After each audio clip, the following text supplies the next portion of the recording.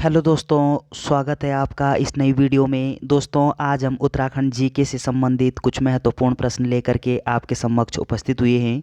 तो बिना देरी किए इन महत्वपूर्ण सवालों को शुरू करते हैं। यदि आपने चैनल को सब्सक्राइब नहीं किया है तो चैनल को सब्सक्राइब करें। इस सीरीज़ का ये सेट 4 है। तो चलिए, इस वीडियो का पहला प्रश्न है, उत्तराखंड की स्थायी राजधानी के लिए कौन सा आयोग गठित किया गया है। तो आपको बताना है कि उत्तराखंड की स्थायी राजधानी के लिए कौन सा आयोग गठित किया गया था। ऑप्शन ए पंथ आयोग, ऑप्शन बी दीक्षित आयोग, ऑप्शन सी बहुगुणा आयोग, ऑप्शन डी पाठक आयोग। तो आपका सही आंसर होगा कि उत्तराखंड की स्थायी राजधानी के लिए दीक्षित आयोग गठित किया गया था। ऑप्शन बी यहाँ पे सही दिया गया है। अगला प्रश्न है कि किस प्रदेश ने प्रदेश की 70% जनता को अत्यधिक रियायती मूल्य पर खाद्यान्न उपलब्ध कराने की योजना 2011 में शुरू की थी। तो किसने की थी, किस सरकार ने की थी, किस प्रदेश में हुआ था ऐसा। Option A Uttar Pradesh, option B Maharashtra, option C Rajasthan, option D Uttarakhand. तो इस प्रश्न का सही उत्तर क्या होना चाहिए। आपका सही आंसर होगा उत्तराखंड। ऑप्शन डी यहाँ पे सही दिया गया है।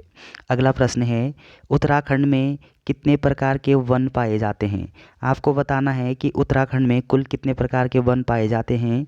ऑप्शन ए 4 प्रकार के, ऑप्शन बी 2 प्रकार के, ऑप्शन सी 3 प्रकार के, ऑप्शन डी 5 प्रकार के।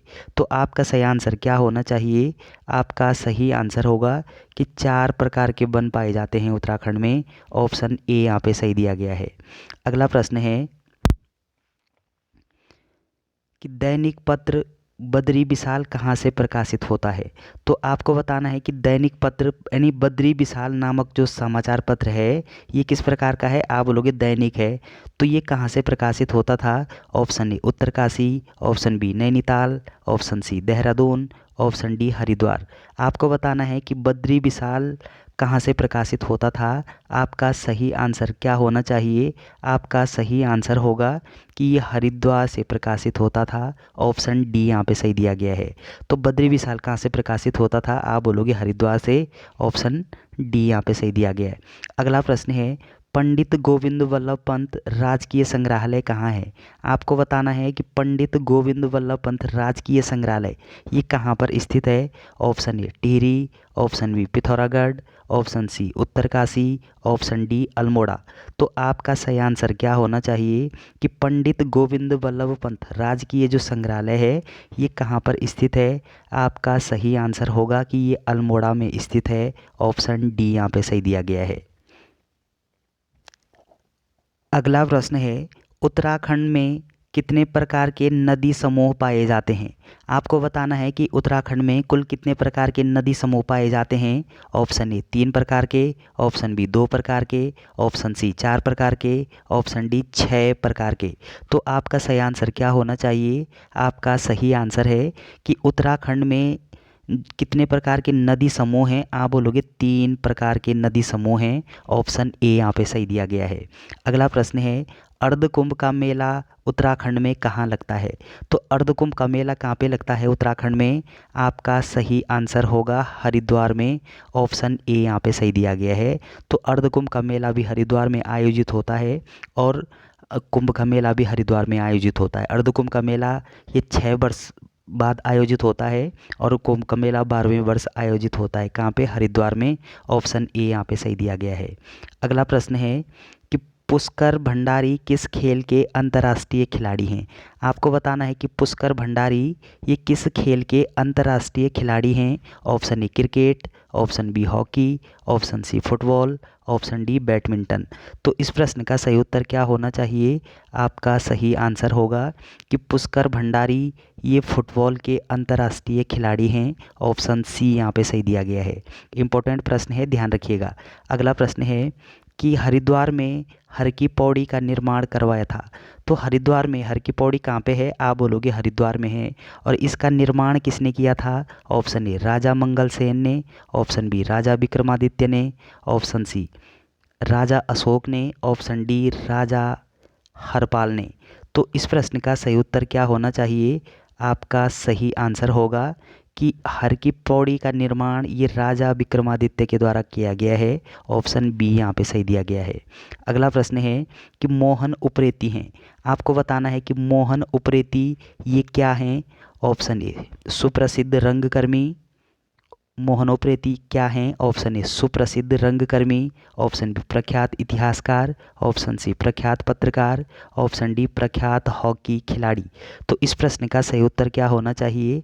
आपका सही आंसर होगा कि प्रसिद्ध रंगकर्मी हैं कौन, मोहन उप्रेती। ऑप्शन ए यहाँ पे सही दिया गया है। अगला प्रश्न है कि पहाड़ी हिंदी में कौन सी भाषा शामिल है। तो पहाड़ी हिंदी में कौन सी भाषा शामिल है। Option A Kumaoni, option B Garhwali, option C Jaunsari, option D उपयुक्त सभी। तो आपका सही आंसर क्या होगा कि पहाड़ी हिंदी में उपयुक्त सभी भाषाएं शामिल हैं। ऑप्शन डी यहाँ पे सही दिया गया है। अगला प्रश्न है कि देवर भाभी के प्रेम के आधार पर गीतमय नृत्य कौन सा है। तो कौन सा होगा। ऑप्शन ए छौपती, ऑप्शन बी केदारा, ऑप्शन सी सराव, ऑप्शन डी बॉस सरेला। तो आपका सही आंसर होगा बॉस सरेला। ऑप्शन डी यहाँ पे सही दिया गया है। अगला प्रश्न है कि जोशियाड़ा से धरासू तक विद्युत परियोजना हेतु जल ले जाने के लिए निर्मित 16 किलोमीटर लंबी भूमिगत सुरंग स्थित है। तो ये जो भूमिगत सुरंग है ये कहाँ पे स्थित है। ऑप्शन ए धौली नदी पर, ऑप्शन बी शारदा नदी पर, ऑप्शन सी भागीरथी नदी पर, ऑप्शन डी अलकनंदा नदी पर। तो आपका सही आंसर होगा भागीरथी नदी पर। ऑप्शन सी यहाँ पे सही दिया गया है। अगला पॉइंट आपको क्या ध्यान रखना है कि उत्तरकाशी में भागीरथी नदी है, तो ये भागीरथी नदी पर बना हुआ है। अगला प्रश्न है कि राज्य में दूसरे राज्यों या केंद्र द्वारा स्थापित जल विद्युत परियोजनाओं से रॉयल्टी के रूप में कितनी विद्युत मिलती है। तो रॉयल्टी के रूप में कितनी विद्युत मिलती है। Option A 15%, option B 12%, option C 18%, option D 11%। तो आपका सही आंसर क्या होना चाहिए। आपका सही आंसर होगा कि 12% रॉयल्टी के रूप में प्राप्त होती है। ऑप्शन बी यहाँ पे सही दिया गया है। अगला प्रश्न है उत्तराखंड अक्षय ऊर्जा विकास अभिकरण, जिसको उरेडा कहा जाता है, का मुख्यालय है। आपको बताना है कि अक्षय ऊर्जा विकास अभिकरण का मुख्यालय कहाँ पर स्थित है। Option A Dehradun, option B Almora, option C Pauri, option D Tehri. तो आपका सही आंसर क्या होना चाहिए। आपका सही आंसर होगा कि उरेडा ये अल्मोड़ा में अवस्थित है। ऑप्शन बी यहाँ पे सही दिया गया है। अगला प्रश्न है टिहरी जलाशय का क्षेत्रफल है। तो टिहरी जलाशय का क्षेत्रफल कितना है। ऑप्शन ए 42 वर्ग किलोमीटर, ऑप्शन बी 45 वर्ग किलोमीटर, ऑप्शन सी 46 वर्ग किलोमीटर, ऑप्शन डी 48 वर्ग किलोमीटर। तो आपका सही आंसर क्या होना चाहिए। आपका सही आंसर होगा कि 42 वर्ग किलोमीटर। ऑप्शन ए यहाँ पे सही दिया गया है। अगला पॉइंट आपको क्या ध्यान रखना है कि ये जो टिहरी जलाशय है इसको अन्य किस नाम से जाना जाता है। आप बोलोगे स्वामी राम तीर्थ सागर। और टिहरी जलाशय ये किस नदी पर बना हुआ है। आप बोलोगे भागीरथी व भिलंगना नदी पर। तो चलिए अगला प्रश्न है कि टिहरी परियोजना का 1000 मेगावाट का प्रथम चरण चालू किया गया। आपका सही आंसर क्या होना चाहिए कि टिहरी परियोजना का 1000 मेगावाट का जो पहला जो चरण है ये कब शुरू हुआ। Option A 2005, option B 2006, option C 2007, option D 2008। तो आपका सही आंसर होगा कि प्रथम चरण 2006 को खोल दिया गया था, लागू किया गया था, चालू किया गया था। ऑप्शन बी यहाँ पे सही दिया गया है। अगला प्रश्न है कि कोटेश्वर बांध का निर्माण किस नदी पर किया जा रहा है। आपको बताना है कि कोटेश्वर बांध ये किस नदी पर बना हुआ है। Option A Alaknanda, option B Dhauli Ganga, option C Bhagirathi, option D Birahi Ganga. तो आपका सही आंसर होगा कि कोटेश्वर जो बांध है ये भागीरथी नदी पर अवस्थित है। ऑप्शन सी यहाँ पे सही दिया गया है। अगला पॉइंट आपको क्या ध्यान रखना है कि कोटेश्वर जो ये जल विद्युत परियोजना है ये कितने मेगावाट की जल विद्युत परियोजना होगी। आप बोलोगे 400 मेगावाट की जल विद्युत परियोजना है और भागीरथी नदी पर अवस्थित है। ऑप्शन बी सी यहाँ पे सही दिया गया है। अगला प्रश्न है कि राज्य की सर्वाधिक क्षमता वाली कृत्रिम झील है। तो राज्य की सर्वाधिक क्षमता वाली कृत्रिम झील कौन सी है? Option A Tehri, option B Kalagarh, option C Kothar, option D Lakhwar. तो इस प्रश्न का सही उत्तर क्या होना चाहिए? आपका सही आंसर होगा कोठार। ऑप्शन सी यहाँ पे सही दिया गया है। तो ये जो कोठार झील है, कोठार जो नदी है, ये क्या है? ये कृत्रिम झील है, सबसे बड़ी मतलब सर्वाधिक क्षमता वाली कृत्रिम झील कोठार झील है उत्तराखंड में।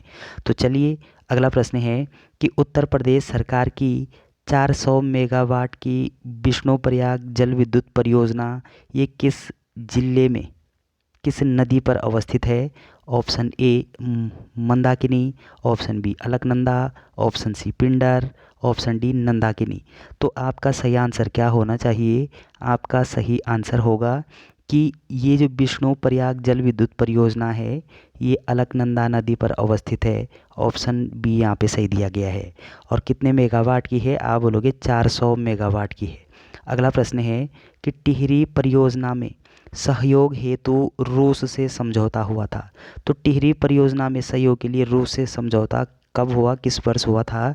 Option A 1975, option B 1972, option C 1986, option D 1980। तो आपका सही आंसर होगा कि ये 1986 में हुआ था। किसके साथ? रूस के साथ समझौता हुआ था। कब? 1986 में। ऑप्शन सी यहाँ पे सही दिया गया है। अगला प्रश्न है कि टिहरी परियोजना शुरू में कितने मेगावाट की थी? आपको बताना है कि टिहरी परियोजना प्रारंभ में ये कितने मेगावाट की परियोजना थी? Option A 500, option B 600, option C 700, option D 900। आपका सही आंसर होगा 600 मेगावाट की परियोजना थी प्रारंभ में। कौन सी? टिहरी जल विद्युत परियोजना। ऑप्शन बी यहाँ पे सही दिया गया है। अगला प्रश्न है कि कोटेश्वर बांध एवं जल विद्युत परियोजना है। तो कोटेश्वर बांध एवं जल विद्युत परियोजना ये क्या है कि 800 मेगावाट की है, 600 मेगावाट की है, ऑप्शन सी 400 मेगावाट की है, ऑप्शन डी 200 मेगावाट की है। तो आपका सही आंसर होगा कि 400 मेगावाट की जल विद्युत परियोजना है। कौन सी? कोटेश्वर बांध जल विद्युत परियोजना। और ये किस नदी पर है? आप बोलोगे भागीरथी नदी पर। ऑप्शन सी यहाँ पे सही दिया गया है। अगला प्रश्न है कि टिहरी परियोजना से उत्तर प्रदेश को पेयजल हेतु कितना कोटा निर्धारित है? तो उत्तर प्रदेश को पेयजल के लिए कितना कोटा निर्धारित है टिहरी जल से? Option A 300 cusec, option B 200 cusec, option C 400 cusec, option D 500 cusec. तो आपका सही आंसर क्या होना चाहिए?